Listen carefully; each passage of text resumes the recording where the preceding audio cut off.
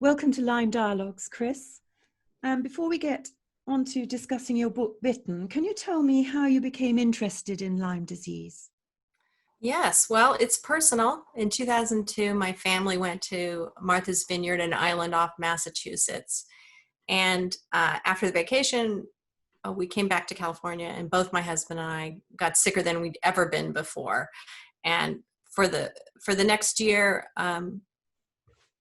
every day got worse. We went to 10 doctors, and it cost us $60,000. No one would test us for Lyme disease because they said it was a rare disease. 9 months later, they tested us, and I tested positive for Lyme twice. So I went to the internet, Dr. Google, and found a very experienced Lyme physician or Lyme specialist in my neighborhood. And then after we entered into her care, we slowly got better. Within 6 months, my husband was back to about 80%. And then it took me about a year because we had 2 tick-borne co-infections, Lyme disease and Babesia. So how long was it before you felt completely better? It took us really, I would say, about 5 years. I really wasn't better until I had intravenous antibiotics in sort of a cocktail to hit the 2 forms of Borrelia burgdorferi. There's a spirochetal form and then there's a cell Wallace form. So you take 2 different antibiotics to get both of those. I would just suggest you go to a website like LymeDisease.org and see the latest recommendations from physicians who are on the front lines of really treating this. Yes. Turning to your book, Bitten, can you just remind us about when and where there was an outbreak of this unknown new disease, which eventually became called Lyme disease? So, I guess while I was recovering from Lyme disease, the 5 years after, I worked on a documentary on Lyme disease called Under Our Skin, which you can watch for free with Amazon Prime. What academic medicine was saying about Lyme disease and what was actually happening to patients in the field. It was like vastly different. And the Lyme disease pathogen Borrelia burgdorferi was named after the scientist Willy Burgdorfer 20 years later in 1983. Can you give us some background on Willy and who he was and how he came to be working on this research? Yes, Willy Burgdorfer was from Basel, Switzerland, came from a working class family. His dad was a homicide detective and a Nazi spy hunter during World War II. He went to the Swiss Tropical Institute and got a PhD, equivalent of a PhD in medical zoology. He specialized in researching Borrelia inside of ticks, mostly African ticks, which is the same, genus as Borrelia burgdorferi. That was his specialty. He was recruited out of Swiss Tropical Institute into an American lab, Hamilton, Montana, which was the go-to place for ticks in the US. It was there because that's where people discovered the most deadly tick-borne disease back at the turn of the century, which is Rickettsia rickettsii. It's Rocky Mountain spotted fever. And so that's where, all the expertise was. So he went there in 1952, fell in love with the place, but almost immediately got recruited into the biological weapons program, where the US government was expanding their capability of weaponizing fleas, ticks, and mosquitoes. So that was not known widely until my book came out. And it was sort of a shock when later he told me that he believed that the outbreak around Lyme, Connecticut, was caused by a biological weapons experiment. And that's where I look backwards. There's a public-facing story starts in 82, but I look backwards and said, okay, what happened, in the 60s, 70s to the 80s? It's not like this germ all of a sudden showed up. And that's where I sort of tied this outbreak into the biological weapons program in the book. And you can see possibly cause and effect. And you met him a couple of times. You interviewed him for your documentary, Under Our Skin. Did he reveal anything then? Well, the rumors that Lyme disease was related to the biological weapons programs were always swirling about, but no one had really dug up any hard evidences. But it turned out that no one in the government would go on camera. And so we said, well, we'll interview Willie Bergdorfer because he's retired. He's a private citizen. So we flew out to Hamilton, Montana, and as we were setting up the lights, there was a knock on the door, and someone from the lab says, I was asked to sit in on this interview. There's things Willie can't talk about. So during that interview, Willie was so flustered, he did say things that we heard for the first time, in that he said that the NIH, the government, knew that Lyme disease could be chronic, versus in the literature they were saying, no, 2 to 4 weeks of doxycycline can cure it. He also said that Lyme disease is particularly damaging to the developing neurological system of children. And then at the end of the interview, as we're packing up, he said other things too. He said he believed that the research was rigged for Lyme disease. You can read the transcripts online and watch him say that. And then when we turned off the cameras, he had this little mischievous smile and he said, I didn't tell you everything. So, we knew there was more there, but he wouldn't talk anymore, and we had to get the film out.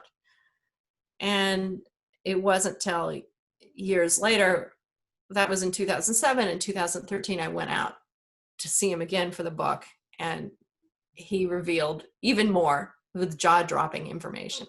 That was really what sort of propelled me to go forward with the book. And that was Tim Gray, who did a film about Lyme and bioweapons called Under the Eight Ball.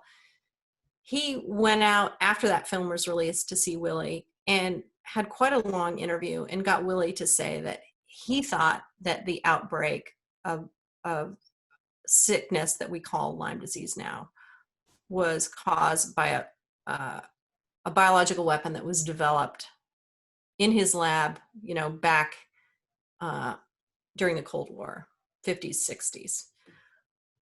So, Willie Bergdorfer, he was a made man at age 52, I think, when he discovered Lyme disease, which was fairly late, to gain fame as a scientist. And for him to say, well, that discovery is based on a lie, I maybe didn't discover the disease, but I just identified it from past work, is sort of shocking. So it had a certain weight of credibility given his reputation as a very legitimate scientist. And so that was really, when this documentarian shared this interview, I watched it over and over and said, yeah, I think he's telling the truth.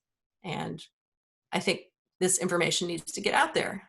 The National Archives, I heard that they released Willie's scientific papers over his 34 years in the Rocky Mountain labs to Maryland. So I flew out to Maryland and with the documentarian, and we went through his files. And the thing that was just strange was that there was, in the time frame where Lyme disease was discovered, there was very little paper or evidence or images from his discovery, which is weird, and it was a missing piece. It was a missing piece of the puzzle. So in that time frame where Lyme disease was discovered, there was this organism that had not been officially identified that was called Swiss agent.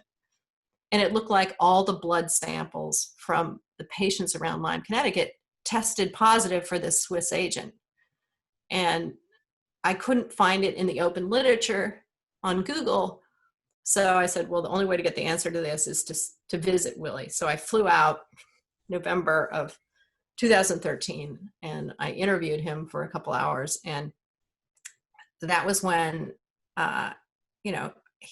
he has advanced Parkinson's. He thinks it's from when he got Lyme disease as he was investigating the Lyme disease outbreak from rabbit urine.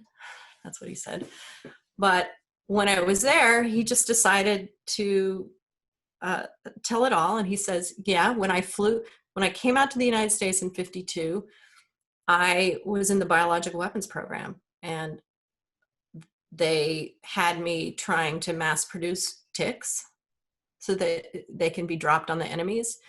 He says, I was working on putting plague and fleas so they could be dropped on the enemies. And, he seems sort of guilty about it. He says, I worked on Colorado tick fever virus. developing that as a weapon. And so, at that point, I believed him, and I thought, there's a story here, and it needs to be told because so many people are sick from tick-borne diseases. And, my research showed that the outbreaks happened way earlier than the public record. It was late 60s, which was the height of the biological weapons program. It was when the military was going crazy testing aerosolized microbes as weapons. And some of those can be spread by ticks. So that started my research. What I realized is that the biological weapons program was as big, almost as big and secretive as the Manhattan nuclear project. So getting a hold of those documents was really difficult. And at a certain point, I hit a wall because those weren't available to the public. As you read the newspapers, you realize the hysteria around this new disease around Lyme, Connecticut and Long Island and Nantucket, et cetera. It was huge. It was like as big as the COVID hysteria because so many people were sick, some people were dying. And so there was a lot of pressure on the government to figure out what it was. Now, their number one tick expert at the time was Willy Burgdorfer in Hamilton. So he was called in late into the game to analyze the blood that had been collected from patients and the juices from the ticks around that area to analyze it. And what he identified when he first got those samples is a rickettsia, which is a very small bacteria. It's almost the size of a virus. And it was very close to Rocky Mountain spotted fever, the most deadly tick-borne disease in the US. But it didn't test positive for any known ricketsias in his library of tests. And so all of a sudden, at the height of the investigation in 1978, the NIH sent him to Switzerland to collect ticks, 4,000 ticks. Now that was just weird because the documentation justifying this trip in Switzerland was that he needed to look into this horrible disease that was affecting goat herders in the Swiss Alps. Like it was a national crisis if we couldn't get Swiss cheese. Didn't matter about these Lyme patients that you're in the middle of the investigation. So that was just really fishy to me. Yeah.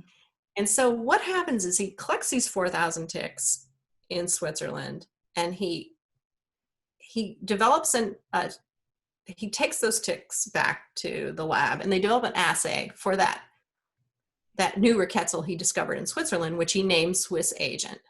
And sure enough, the people who are sick in Lyme, Connecticut test positive for that Swiss agent.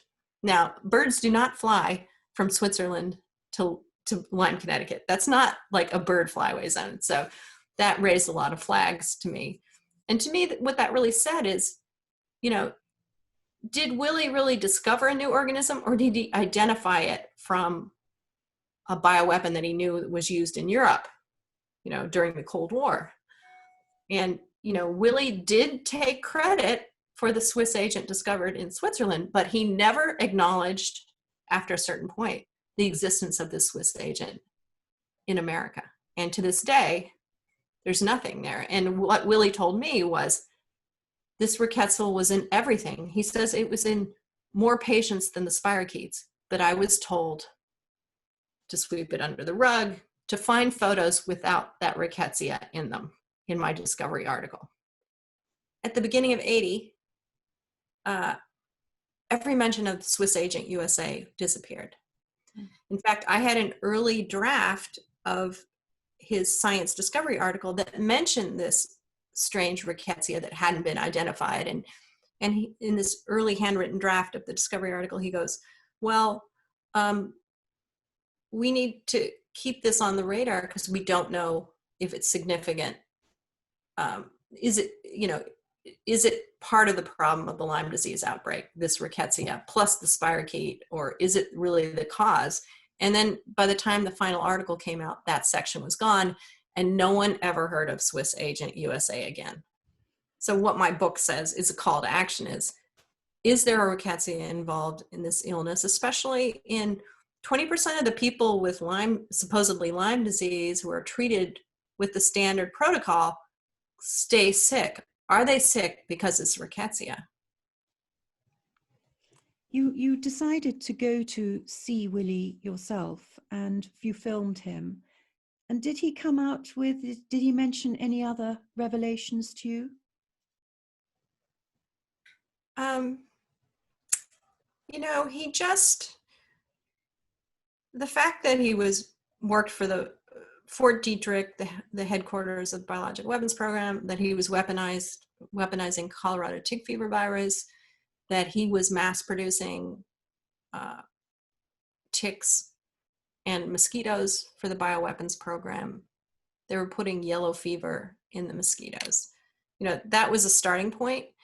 After that interview, though, I couldn't confirm a lot of what he said in the public literature. And then I had a lucky break in that Willie, as he was getting towards the end of his life, I think was feeling guilty about that work. And he had a Mormon friend in Montana. He trusted Mormons. So he called a Mormon professor at BYU, because he knew BYU in Utah had a nice historical archive, and said, hey, I have some of my original lab books, notes from the Lyme discovery that I didn't give the US government. They're hiding out in this other garage that he has on his property. It was a garage that was tucked in the corner. So when the NIH came to collect those papers, he laughed and he said they didn't know all the good stuff was in this garage. So this Mormon professor drove up to Hamilton, Montana with his daughter, and they loaded all the papers that he wanted archived and brought them back. And this professor knew that I was working on Willie's biography, just because he's part of the Lyme world. And he called me up and says, do you want to look at them before they're archived at the university? And I said, yes. And so one of the really amazing discoveries there was in one of these boxes, dusty old boxes, there was a brown, old, curled folder that said Fort Detrick written in ink pen, 1952 to 1957, I think. And on top of that folder, there was a yellow sticky. And it was written in Willie's distinctive handwriting in a juicy red pen. And he always picked up his red pen if he was writing something really important. And it says, I always wondered why somebody didn't do something. And then I realized I'm somebody. So it was like a confession from the dead that he knew what he was doing was borderline. You just got the sense that he felt like the U.S. biological weapons program had gone too far. And being the Swiss gentleman that he is, you know, maybe he would even the playing field. So we opened up that folder, and it just had all the really dark sort of biological weapons experiments in there. He was putting a very deadly virus from Trinidad into mosquitoes. It's called the Trinidad agent. And it was a bunch of his tick weaponization programs. I won't go into the individual bacteriums, but you could just see the size of the biological weapons program from that work. Yeah. And that really gave me, that's like stuff that wasn't available anyplace else. And did you find also some deposit slips?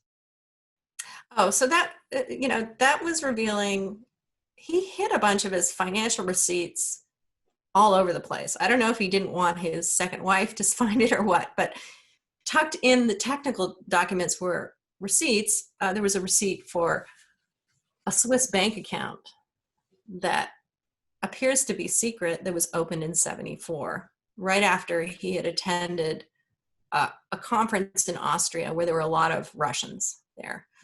And at the time I was finishing up the book, Willie died, or in the middle of it, I guess.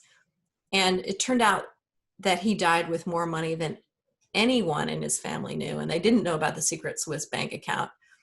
And all of a sudden that raised like a new investigative line, is like, where did he get this money? Because as a public servant for 34 years, I know his salary, it's public record. But so how did he end up with all this money, even though he had huge family expenses, out of state college fees, a sick wife, and where did he get this money? And then to add more mystery to it, Willie told me and several others that in the 2000s, right after 2001, 2 crews of men in black from the government, he wasn't sure if they were FBI or State Department, had grilled him on missing virulent biological weapons agents from a freezer that he had access to. And he told me, I think the Russians stole it. And, that raised the question, once you know about this money, did they steal it from him and pay him because he had intense money needs? So that was just another part of the mystery. And then that brings out, like, if there was a biological weapons accident, was it planted by the Russians, or was it truly an accident in the program? So I would have liked to wrap everything up, but in a way, the book raised more questions by the end of it than I anticipated. Yes. And in the book, you also expose why the CDC and IDSA made such poor guidelines for Lyme, which is important because the US guidelines were followed by Europe and other countries around the world. Yeah, and I would say the IDSA guidelines have been frozen in time since 2006, essentially. And in what disease category does science not progress between 2020 and 2006? So Lyme patients are stuck with that. And I believe, and I go into this in the film with a little bit of evidence, but the people who were around during the 80s, and they're all in their 70s, late 70s now, they looked at the discovery of this germ as an Oklahoma land grab, in that the rules in the US had just changed. So you could patent test kits and vaccines based on a new discovery of an organism. So evolution creates this organism over millions and millions of years, yet a scientist can just identify a gene sequence and patent it and make money off of it. So I believe that these scientists rushed in and made test kits and vaccines before they really understood the pathogenesis of this microbe, like how it really infects humans. And so the test kits turned out are not very good. They're only 50% accurate.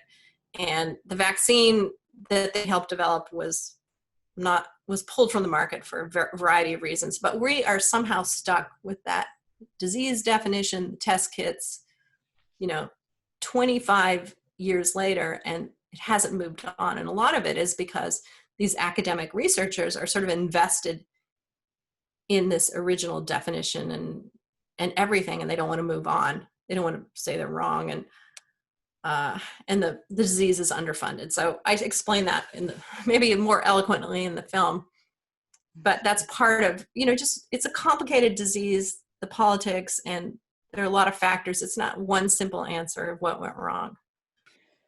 It really became a Lyme disease war, though, didn't it? With a lot of patients really frustrated about being kept ill, not being treated, not being diagnosed properly. And in 2013, after freedom of information requests had been ignored for 5 years, the CDC eventually released 3,000 pages of censored emails. But they did reveal that the CDC was a key player in fanning the flames of this Lyme disease war. And they said in these emails, this is a war with patients. It's time to start shooting back. Can you explain what their tactics were? Well, it was a disinformation war. They would plant articles that were anti-patient. And in some ways, I still see that happening as a new vaccine is being developed. And the same scientists that were involved in the regular vaccine have their hands out with this one, and they're complicit in pre-selling the vaccine. And they did things like they would harass patients, use false identities on the internet to discredit patients and spread disinformation. They, for example, a professor at Yale, who's now emeritus, collaborated with an NIH person. They talked about possibly developing a fake medical journal about tick-borne diseases, and then accepting patient and clinician articles and then saying, surprise, it's a fake journal. You're so stupid. So it just feels like middle school tactics to discredit patients, but it really shouldn't be that way, but there's a certain history. It's polarized, almost like the Democrats and the Republicans now. And what I was trying to do in the book is to bridge the divide and not be inflammatory to either side, but say maybe both sides are right. The academics are saying, hey, these people aren't all sick with Lyme disease. Lyme disease, no big deal. And the patients are saying, yeah, we're really sick and you need to help make us better and not just spend all your energy trying to convince people that we're crazy. So what my book says is, with the standard Lyme disease treatment protocol, 15 to 20% of the patients aren't cured and they go on to have lingering symptoms. So my book says maybe there's a second tick-borne co-infection that is creating this chronic illness, because everyone knows if you have multiple germs at once, you're going to be sicker. And maybe one of those germs is biological weapon. Maybe it's not. But let's not just wear these lime-colored glasses because that's where the researchers are getting grants. Let's look at the bigger picture, which patients are sick because of mixed tick-borne infections. Let's look at all the infections and make sure we have a treatment strategy to address those. And if these germs were bioweapons, it explains really why they were designed not to show up on standard antibody-based screening tests. Right. I mean, I read Pentagon documents that said, oh, these tick-borne weapons are the perfect stealth weapons because you can drop these ticks on enemy territory and no protective clothing can protect the soldiers and the area will be constantly dangerous. And they even did studies to say, okay, if we nuke an area and we release entomological weapons, will the population be even sicker? It was part of their warped total economic warfare. They did that on the Cubans. I had a witness that said he was a CIA operative. He dropped poison ticks on the Cuban sugar cane workers. This was Operation Mongoose. The objective of Operation Mongoose, which had 100 plots embedded in it, and this was just one. Oh, Cuba's main sugar crop is sugar, and if we make all the workers sick, then the population will revolt and kick out Castro. So, and no one's thinking, there's no oversight in the CIA to say, well, Cuba's just 50 miles as the crow flies from Florida. Is the blowback going to hurt our citizens? And those plots on Cuba, they were designed at Fort Detrick, where Willy Bergdorfer was working. Yes. So Willie's home was in Hamilton, Montana, but he had many contracts with Fort Detrick, the biological weapons headquarters, which is right outside of DC. And within Fort Detrick, there was also embedded a CIA group called Special Operations Division. And they did the crazy assassination attempts, the LSD mind control, chemistry for control. They had Willie at one point looking at tick paralysis. Wouldn't that be useful if you could put that in a dart gun and shoot a guard or a guard dog? So, Willie was like Agent Q for tick-borne stuff. Well, your father was a US Navy pilot, and he told you not to get yourself killed over this book. Were there any attempts to stop you from publishing it?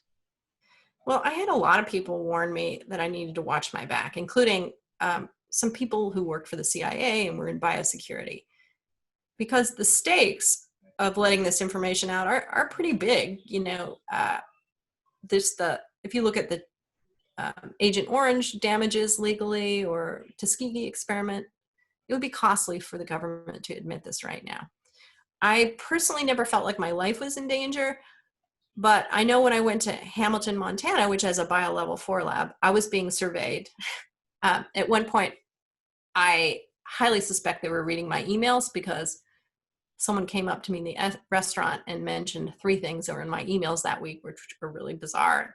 So I'm sure that was happening under the Patriot Act, but no one has come and discredited anything major in the book. And mostly the government has remained mum about the book because I think they don't want to, they know it's credible enough. They don't want to call attention to it.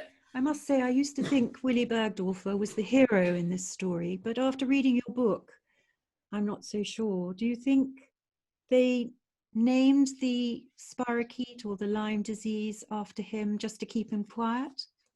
That is my strong suspicion.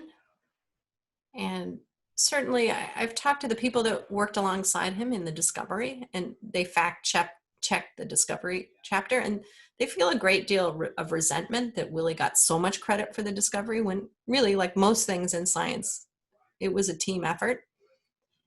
And I could tell Willie had a great deal of guilt at the end of his life about some of the things he did. So it's possible. It's possible. Have there been any positive results of your book? I would say every week I get really good feedback from patients, from people who are researching Cold War mysteries like I've done over the years. It took 5 years of research to get this out.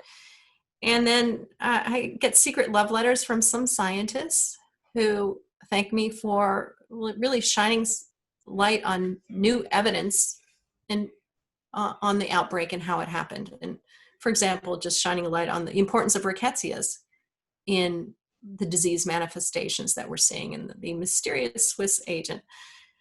And then also, the book has won 2 international awards, the Nautilus Award and International Book Awards, which is great acknowledgement.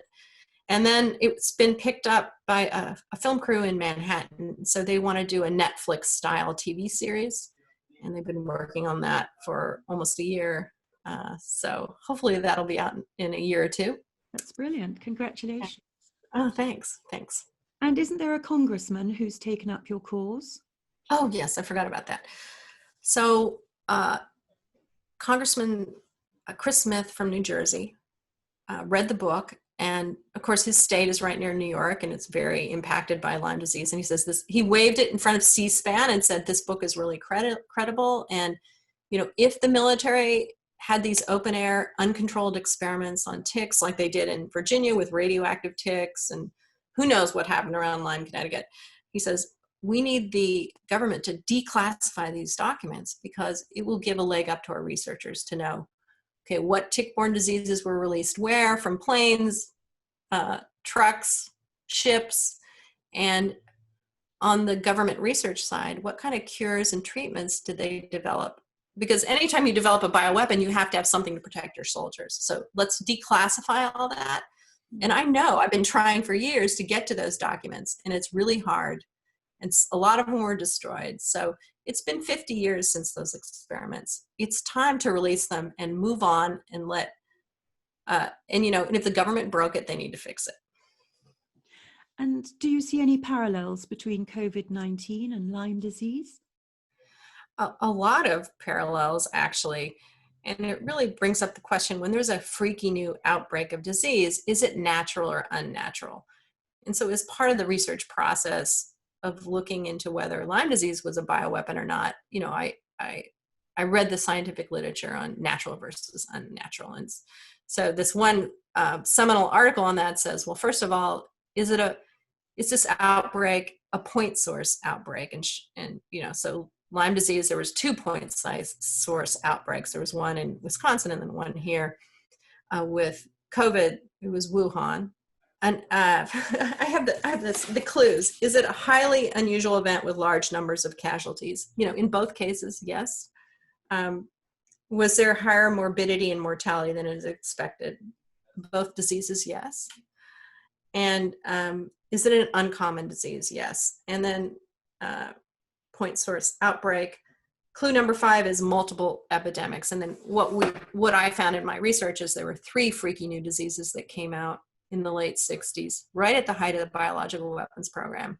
It was the spotted fever rickettsia, the Lyme arthritis, which was caused by the spirochete, and then there was babesia, which my husband and I got. It was the cattle parasite, first in man.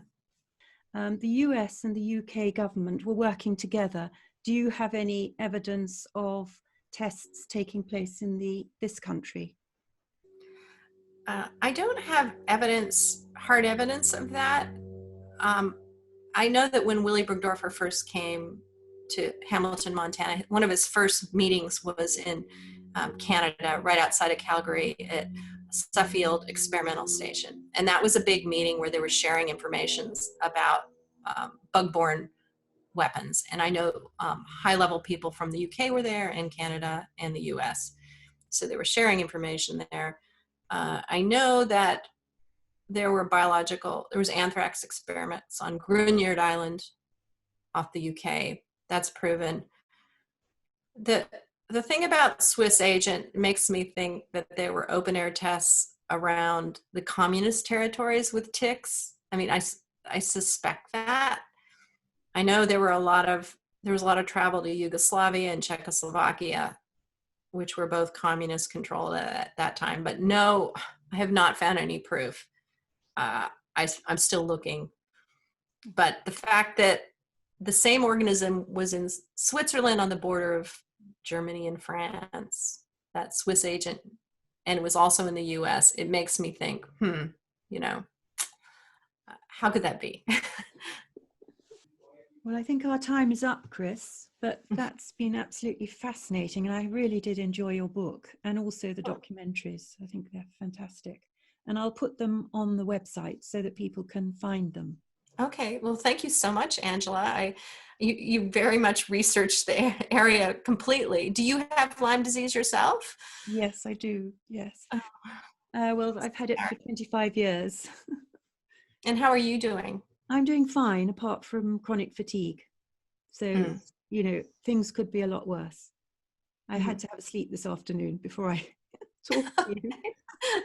But no, there are a lot more people worse off than me. And I'm so glad that you're better too. Yeah, I feel like my husband and I were the lucky ones. And this never would have been the path I would have chosen for my life, but it's been pretty satisfying. And I'm just so determined to keep other people from going through what our family went through. I mean, it's just so devastating emotionally and financially and socially. And to me, it's been a huge injustice, and it's so avoidable just with education. So that's what I'm trying to do, is educate people. Yes, and I think you've started the ball rolling. You may get some more declassified reports from Father Christmas, hopefully. Hopefully, I've got many requests still in. Well, thank you very much for talking to Lyme Disease Dialogues, Kris. It's been great to meet you, and I really enjoyed your book. Oh, thanks. Thanks for the invitation. Anytime. Thanks, Kris. Okay. Bye-bye. Bye-bye.